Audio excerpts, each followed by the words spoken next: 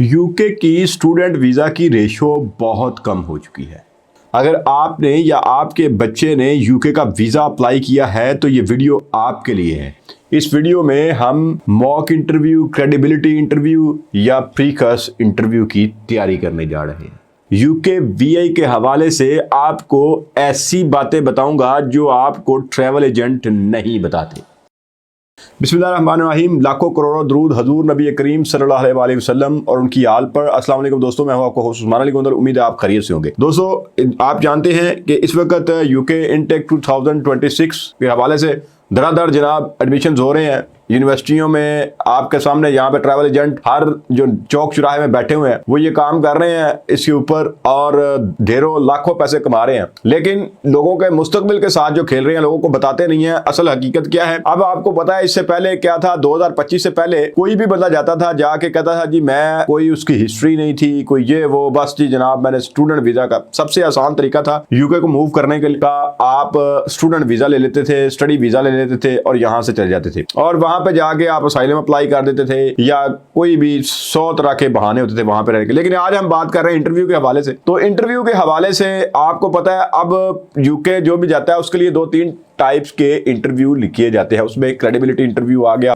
VI interview आ गया, UK VI interview जिसको बोलते हैं, प्रीकास्ट इंटरव्यू आ गया। तो ये सारी चीजें जो आपके साथ आज शेयर करने का मकसद ये है कि आपका बच्चा या आप, अगर आप स्टूडेंट हैं, आप यूके जाना चाहते हैं तो आपके लिए ये चीजें जानना जरूरी है, क्योंकि वो पुराने खपती किस्म के जो एजेंट बैठे हुए हैं जिनका खुद उनसे एक दफा पूछ लिया करें क्या आप जिंदगी में यूके गए हैं, आपने कभी अपना स्टूडेंट वीजा अप्लाई किया है, नहीं किया भाई। तो इस हवाले से जो मैंने स्टडी किया, जो मैंने रीड किया, वो आपके साथ शेयर करने जा रहा हूं। इसमें इससे पहले क्या होता था कि कोई भी इंटरव्यू होता था तो उसमें आपसे कुछ वही सती किस्म के सवालात पूछे जाते थे और आपका जवाब क्या होता था, UK is a big country, UK is beautiful country, UK is good country, I like it very much. वो जो छोटे होते हैं, हम किताब का मजमून पढ़ते होते थे, वो वाला चक्कर नहीं है। अब कंप्लीट इसको प्रोसेस है। अब वो फैक्ट्स एंड फिगर्स के ऊपर बात करते हैं, जिसमें अगर आप यूके का स्टडी वीजा आप अप्लाई करना चाहते हैं तो आपको फौरी तौर पे इन चीजों के ऊपर डिटेल से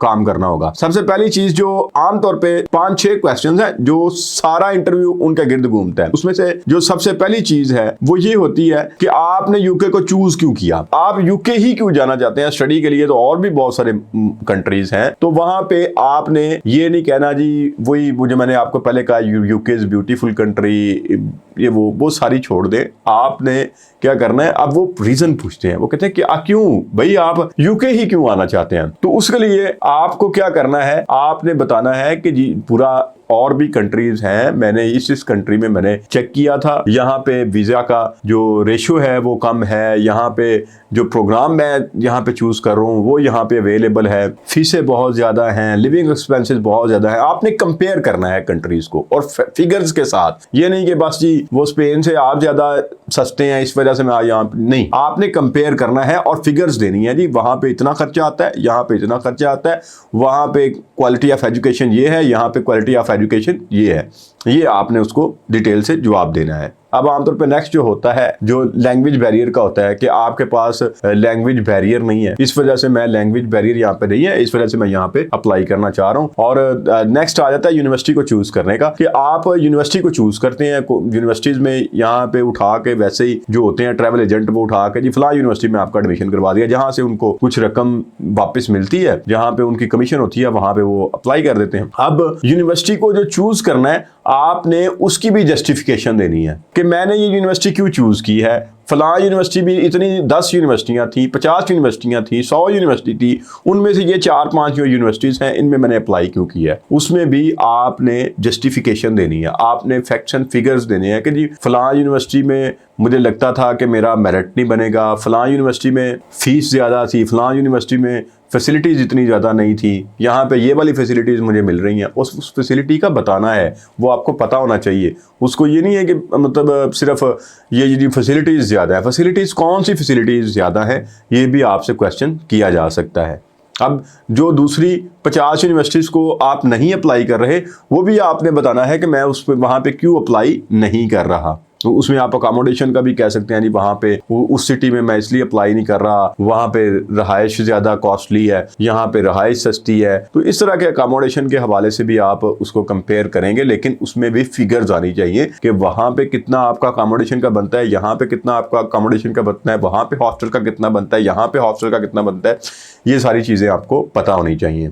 इस तरह जो प्रोग्राम आप चूज़ करते हैं, फॉर एग्जांपल सब्जेक्ट्स आप चूज़ करते हैं, उसके हवाले से भी आपने जस्टिफिकेशन देनी है कि यहाँ पे तो हज़ारों थाउजेंड्स ऑफ प्रोग्राम्स जो हैं वो हम ऑफ़र कर रहे थे, लेकिन आपने ये प्रोग्राम ही क्यों चूज़ किया। अब एजेंट क्या करते हैं, वो कोई भी उठा के जहाँ पे वो समझते हैं 2-4 लोगों के वीज़े इस प्रोग्राम में ज़्यादा लग रहे हैं, आप उठाते हैं और आपकी एप्लीकेशन भी वहाँ पर डाल देते हैं।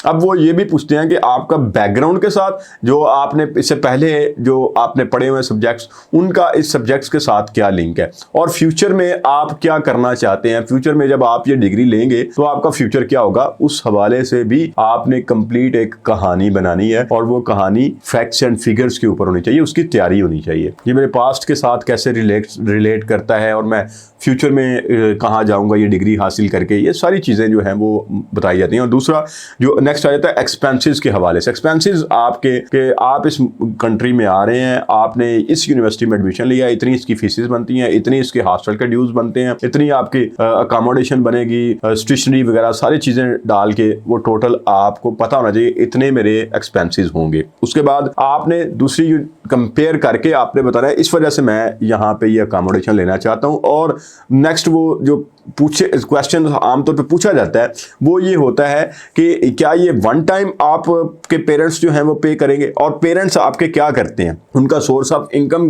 क्या है, और कौन आपको स्पॉन्सर कर रहा है। ये सारी जो चीज़ें हैं ये डिटेल में आपको पता होनी चाहिए। और इसके साथ जब आप जो एक्सपेंस जो है वो बियर कर रहा है, वो करता क्या है, क्या उसकी जो इनकम है वो उसके साथ मैच भी करती है।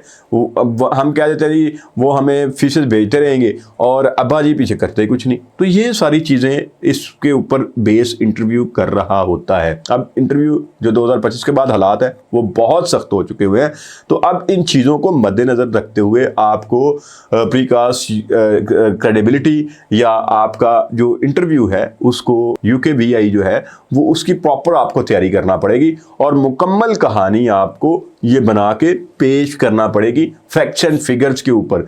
ये जेन्युइननेस चेक करते हैं। अब जेन्युइननेस यही है स्टूडेंट की कि उसको जो पढ़ने के लिए जाना चाहता है उसको ये सारी चीज़ें पता होती है। हालांकि हमारे एजेंट्स जो हैं ये चीज़ें हमें नहीं बताते, हमारे जो एजुकेशन कंसल्टेंट हैं वो भी उनको खुद बहुत सारी चीज़ों का इल्म नहीं होता, वो हर जगह पे दुकान खोल के बैठ जाते हैं, तो इसमें वो फ्यूचर तबाह कर देते हैं बच्चे का, जो कि अच्छा खासा बच्चा लायक होता है, वो पढ़ना चाहता होता है और वो पढ़ने जाना चाहता होता है, लेकिन उसकी प्रोफाइल जो है वो ख़राब कर देते हैं। तो इन चीज़ों का ख्याल रखें, अपना ढेर सारा ख्याल रखें, अपने से अपने पेरेंट्स का ख्याल रखें। इंशाअल्लाह नेक्स्ट वीडियो के साथ फिर मुलाकात होगी, और कमेंट सेक्शन में ज़रूर बताइएगा आपको वीडियो कैसी लगी।